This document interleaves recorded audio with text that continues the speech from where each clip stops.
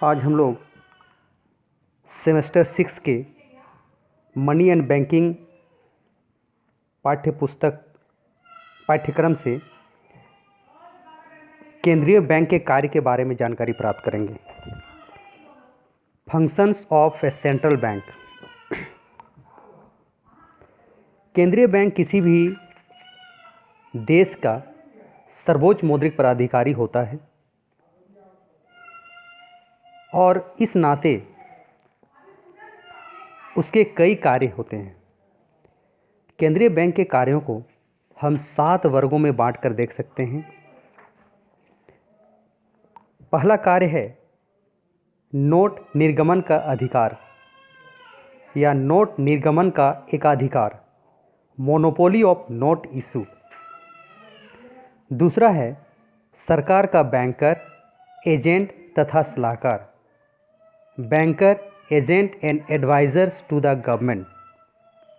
तीसरा कार्य है बैंकों का बैंक, बैंकर ऑफ बैंक्स। चौथा कार्य है विदेशी विनिमय कोषों का संरक्षक, custodian of foreign exchange reserves.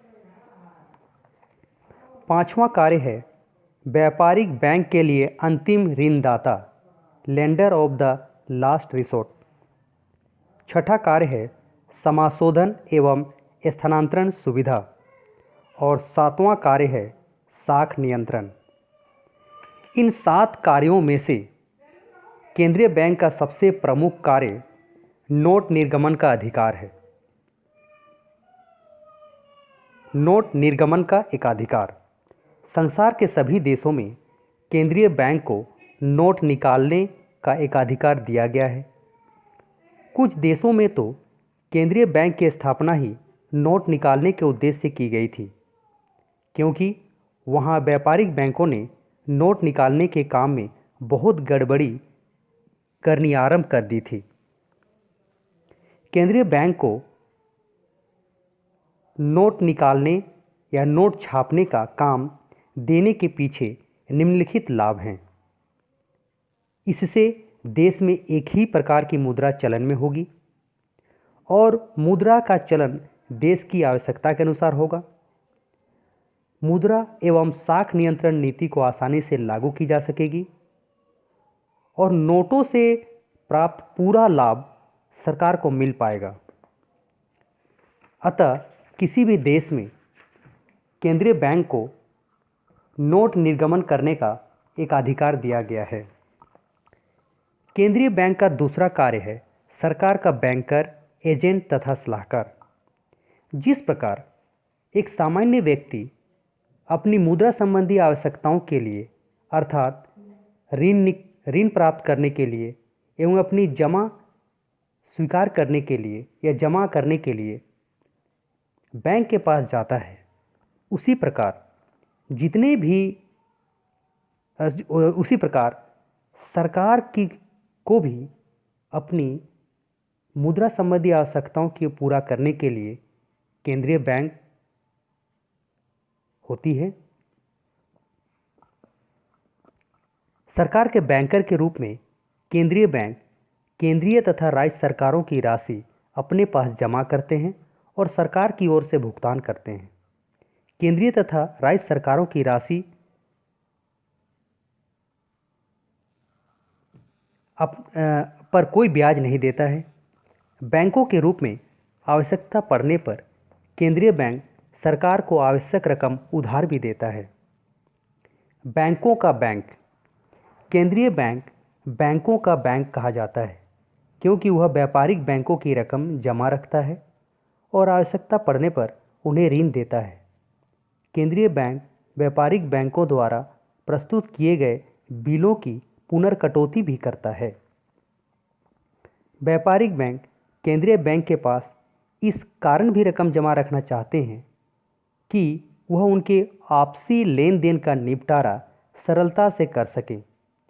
कुछ देशों में व्यापारिक बैंकों द्वारा केंद्रीय बैंक के पास नकद जमा रखना अनिवार्य कर दिया गया है। संक्षेप में बैंकों के बैंक के रूप में केंद्रीय बैंक के निम्न कार्य करते हैं। व्यापारिक बैंकों के नकद कोष अपने पास रखता है और आवश्यकता पड़ने पर उन्हें ऋण देता है और व्यापारिक बैंकों के श्रेष्ठ बिलों की पुनर्कटौती करता है। चौथा कार्य विदेशी विनिमय कोषों का संरक्षक। केंद्रीय बैंक व्यापारिक बैंकों द्वारा नकद कोष रखने जाने का मुख्य लाभ यह होता है कि बैंकिंग प्रणाली को संयुक्त आधार मिल जाता है। साथ ही साख का लोचपूर्ण नियंत्रण भी किया जा सकता है। इससे समाशोधन कार्य में सरलता होती है। केंद्रीय बैंक विदेशी विनिमय कोषों के संरक्षक के रूप में भी कार्य करता है। तदनुसार देश को विदेशी व्यापार, विदेशी ऋण और अनुदानों से जितनी विदेशी मुद्रा प्राप्त होती है, केंद्रीय बैंक उसके श्रेष्ठतम प्रयोग के लिए प्रयत्नशील रहता है। पांचवां, व्यापारिक बैंक के लिए अंतिम ऋणदाता। व्यापारिक बैंकों को कभी कभी अतिरिक्त धन की आवश्यकता होती है जिसे वे अपने साधनों से पूरा नहीं कर पाते हैं। इस आवश्यकता की पूर्ति के लिए वे साथी बैंक से भी ऋण लेने का प्रयत्न करते हैं। इतने पर भी जब उनकी आवश्यकता पूरी नहीं होती तो वे केंद्रीय बैंक से ऋण लेते हैं। इस कारण से केंद्रीय बैंक अंतिम ऋणदाता कहलाता है, क्योंकि जब अन्य किसी साधन से उधार मिलने की आशा नहीं रहती है तब केंद्रीय बैंक से रकम मिल जाती है और इस प्रकार व्यापारिक बैंक जनता का विश्वास भी प्राप्त कर पाते हैं। छठा कार्य समाशोधन एवं स्थानांतरण सुविधा, क्लियरिंग एंड ट्रांसफर फैसिलिटी। केंद्रीय बैंक के पास व्यापारिक बैंकों के खाते होते हैं, अतः वह सब बैंकों के आपसी लेन देन का निपटारा सरलता से कर सकते हैं। बैंकों के पास एक दूसरे के चेक आते हैं। यह चेक निश्चित स्थान पर ले लिए जाते हैं और प्रत्येक बैंक एक दूसरे का लेन देन निकाल देते हैं। इस प्रकार एक साझा ब्यौरा तैयार किया जाता है। केंद्रीय बैंक द्वारा यह लेन देन अलग अलग बैंक के खातों में जमा या नाम कर दिया जाता है। इस प्रकार करोड़ों रुपये के लेन देन का हिसाब केवल खातों में जमा या नाम लिखने मात्र से ही हो जाता है। केंद्रीय बैंक द्वारा प्रायः सभी बड़े बड़े नगरों में समाशोधन गृहों की स्थापना की जाती है, जहां बैंकों के दैनिक लेन देन का समायोजन होता रहता है। समायोजन के अतिरिक्त केंद्रीय बैंक अपने सदस्य बैंकों को एक स्थान से दूसरे स्थान पर रकम भेजने में सहायता देते हैं। इसे ही स्थानांतरण सुविधा कहते हैं।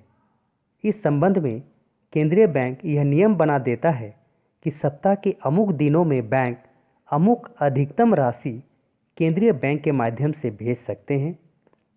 केंद्रीय बैंक अपनी यह सेवा निःशुल्क प्रदान करता है।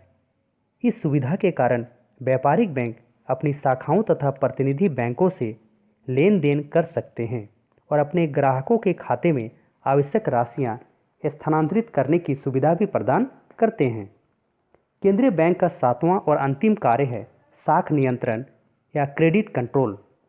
केंद्रीय बैंक का सबसे महत्वपूर्ण कार्य व्यापारिक बैंकों की साख निर्माण शक्ति को नियंत्रित करना है, ताकि देश में मुद्रास्फीति को नियंत्रित किया जा सके। साख नियंत्रण के माध्यम से केंद्रीय बैंक देश की अर्थव्यवस्था को स्थिरता प्रदान करती है, ताकि आर्थिक उच्चावचनों से बचा जा सके। इसलिए साख नियंत्रण को केंद्रीय बैंक का सबसे महत्वपूर्ण कार्य माना जाता है। इस प्रकार केंद्रीय बैंक के 7 प्रमुख कार्य हैं। वह नोटों का निर्गमन करने का एकाधिकार रखता है। वह सरकार के बैंकर के रूप में काम करता है। सभी बैंकों का बैंक के रूप में काम करता है। देश के विदेशी विनिमय कोषों का संरक्षण रखता है। व्यापारिक बैंकों के लिए अंतिम ऋणदाता के रूप में कार्य करता है और समाशोधन एवं स्थानांतरण सुविधा भी प्रदान करती है। और अंत में अर्थव्यवस्था के स्थिरता के लिए या मुद्रास्फीति को नियंत्रण करने के लिए केंद्रीय बैंक साख नियंत्रण संबंधी कार्य भी करती है।